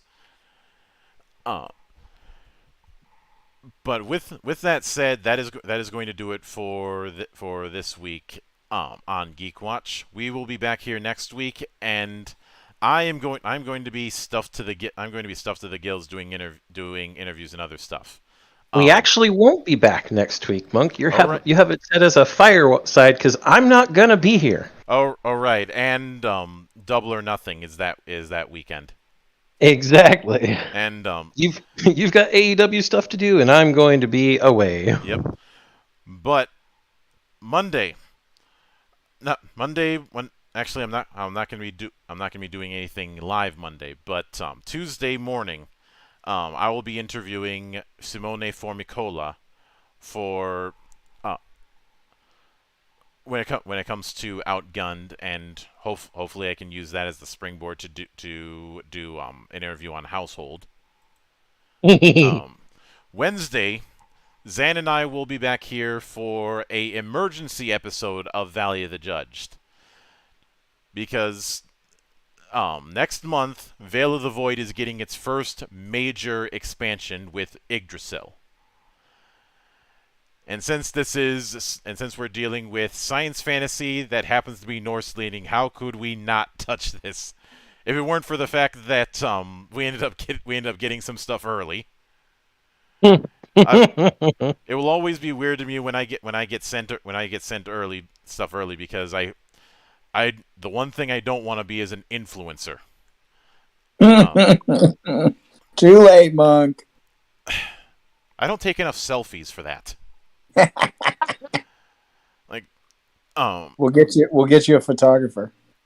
Thursday, I will be interviewing RP Craft Publishing on a 5e module that they're doing that is solely focused on the Savage races. orcs, goblins, hobgoblins, bugbears, that kind of thing. And they actually reached out to me first. Friday we will be continuing the Valley of the Judged regarding faith and delving into the character creation aspects of that game, which if I was doing the usual review, faith is going to go down as strongly recommended because we've been even if you don't run the game, just look at the amount of detail they put into the fucking setting. Yeah, the game is there's a whole like 200-ish pages of lore. Mm-hmm. On Saturday, I will be interviewing Gelgex Halcyon on his game of the Age of the Elementals, which is heavily inspired by Avatar. It's just that he's vastly expanded the number of elements to the point where even fungi are an element. Nice. Is a fungus among us? I am sandbagging that. And I was gonna say I'm gonna be back here for next Sunday, but as was pointed out, no, that is not gonna be the case because I am not skipping out on Double or Nothing because I have way too much fun watching AEW. So, as always, please look forward to what we've got in store. And I am waiting on. I did submit the materials for my next review to my editor. I'm just waiting for that to come about. So, again, please look forward to it. But until then, on behalf of the good brothers present and not present, my name is Mildra. I am your gaming monk, and join the watch.